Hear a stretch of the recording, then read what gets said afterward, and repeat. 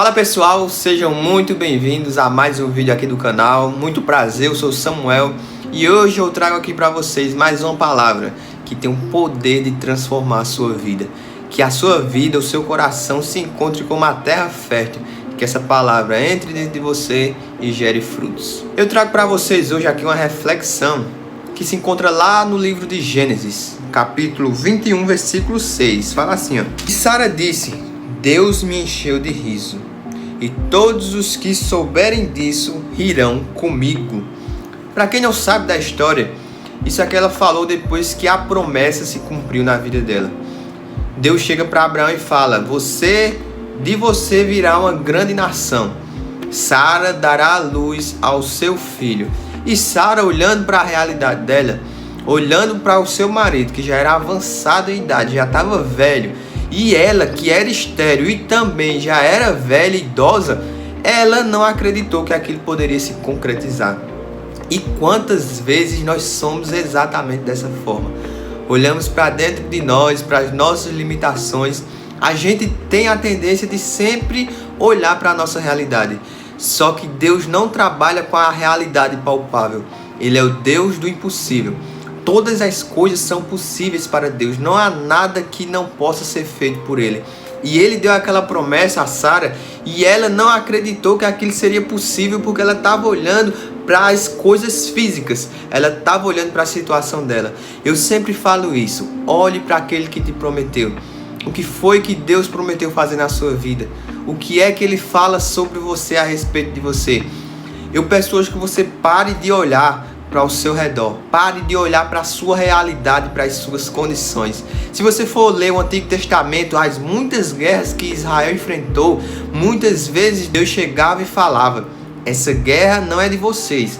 Essas guerras vocês não vão precisar guerrear, porque eu vou adiante de vocês. O povo olhava para o inimigo e dizia: meu Deus, esse povo é muito grande, esse povo é enorme. Tem até o exemplo, né?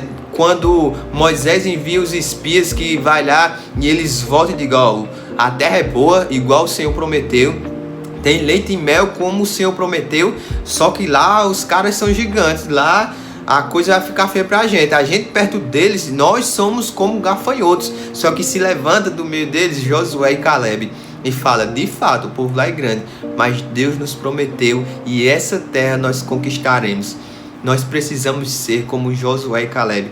Muitas pessoas ao nosso redor serão como esses espias que olharam e viram apenas a adversidade, que olharam e viram apenas o problema, viram o tamanho do gigante, viram o que é que eles teriam para passar. Mas esses mesmos homens, se você perceber, eles falam que de fato existiam leite e mel, como Deus tinha prometido. E se Deus cumpriu uma parte da promessa, Ele também não iria cumprir a parte de que Ele disse que ia entregar aquela terra na mão do povo. Se levante como Josué e Caleb. Não seja como esses outros homens. E muitas vezes há pessoas à sua volta que são como esses espias que deram a notícia ruim, que são os profetas do negativo, que só levam a notícia ruim, que não tem uma palavra de esperança. Saia de perto dessas pessoas que só vê o lado ruim da coisa. Vá para perto dos Josués e Calebes que existem. Se achegue de pessoas que dão palavras positivas, que falam: se Deus prometeu a você, então isso vai se cumprir na sua vida. Voltando para o exemplo de Sara, ela não acreditava que poderia dar à luz a um filho já avançado de idade e além disso com agravante, era estéril. E se você for ler um pouquinho para trás, ela riu quando o anjo do Senhor falou isso para Abraão. Quantas vezes você olha para alguma coisa que Deus te prometeu e você diz: como é que pode? Você tem sonhos no seu coração tão inimagináveis que você não sabe nem como é capaz de realizar esse sonho.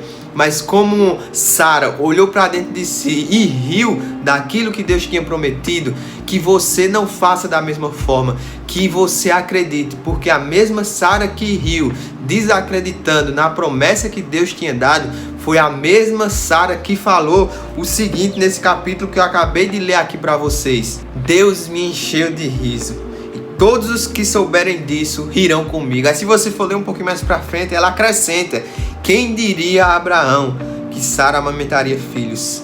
Quem diria?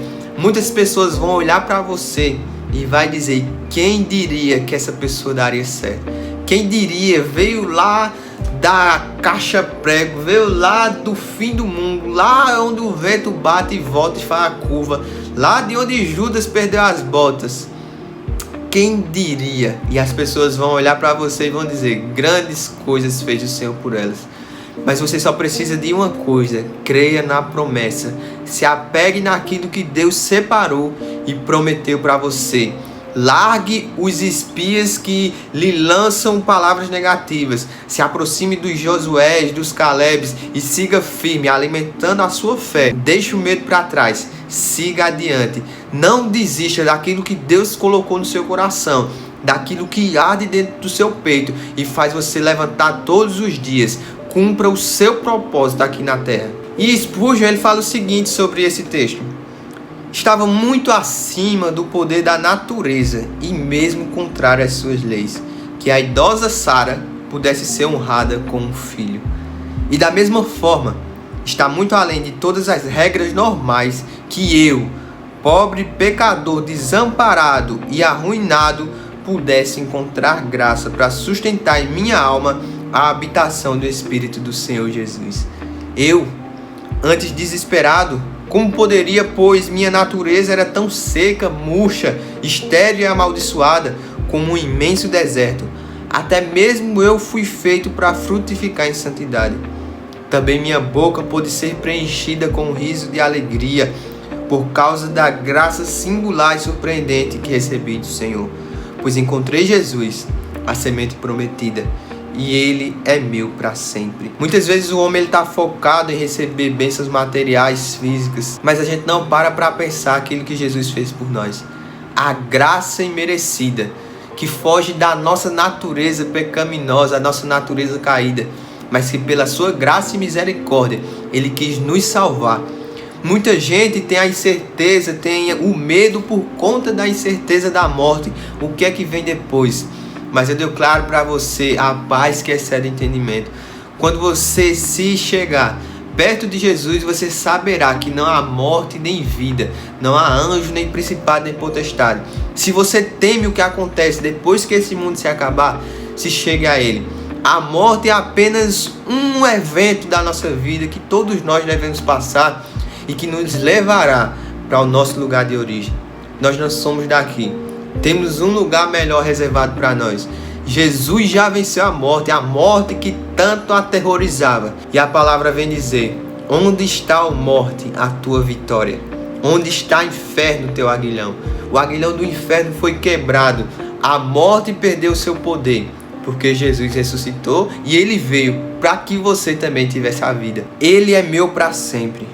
Hoje elevarei salmos de triunfo ao Senhor, que se lembrou do meu estado de humilhação, pois meu coração se regozija no Senhor.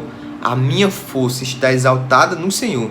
A minha boca se ri dos meus inimigos, porquanto me alegro na tua salvação. A alegria enche o seu ser. A alegria enche a sua vida, preenche todos os espaços. Aqueles espaços que você tenta preencher com várias coisas, com amigos, com bebidas, com festa, com curtição.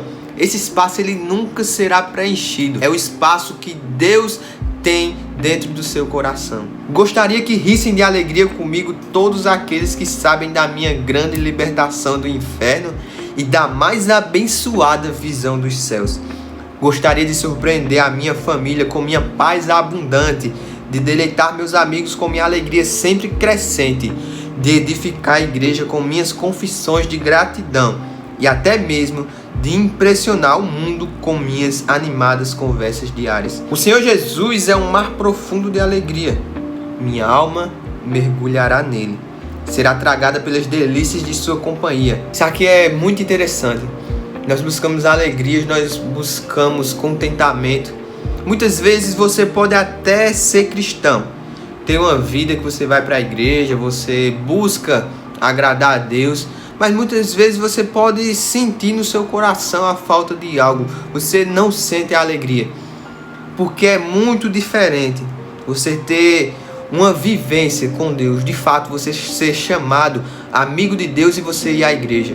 Tem muitas pessoas, você pode ser uma delas, que você vai para a igreja, você chega lá, senta no domingo, você pode até ser um cara que louva, alguém que prega a palavra, mas se você não tem uma vida diária, que você vive, eu quero perguntar para você, você pode abrir a sua boca, o seu coração e falar sinceramente, como Paulo disse, não vivo mais eu, mas Cristo vive em mim. Cristo tem vivido e habitado dentro de você. Cristo tem sido a peça principal dentro do seu coração, tem sido o primeiro pensamento ao acordar e o último a dormir, e ele faz parte dos seus pensamentos diários. Reflita sobre isso. Te falta alegria, te falta contentamento, você tem passado por muitas dificuldades. O que é que tem faltado na sua vida? O que é que você tem deixado de fazer? Você está sendo só um esquenta-banco na igreja? Você está sendo apenas aquela pessoa que louva a Deus com os lábios e o seu coração está afastado dele? Sara olhou para o seu Isaac, o filho da promessa, e com excesso de êxtase riu, e todos os seus amigos riram com ela. E você, minha alma, olhe para o seu Jesus e convide os céus e a terra para unir-se à sua indescritível alegria. Quão maravilhosa é essa graça, que nos separa do pecado, que nos mostra a salvação e que nos dá uma êxtase de alegria. Sara viu a sua promessa sendo cumprida. Muitas pessoas queriam ter o privilégio de saber o que nós sabemos hoje, de viver essa graça de ter o Espírito Santo dentro de nós. Que você possa olhar para você, que é o templo e morada do Espírito Santo, e você possa se alegrar com esse presente que Deus te deu. Esse é o vídeo de hoje, um abraço para você, continue com a gente, não esquece, se inscreve no canal, ativa o sininho das notificações, deixa seu like, compartilha para alguém, continua com a gente e até a próxima.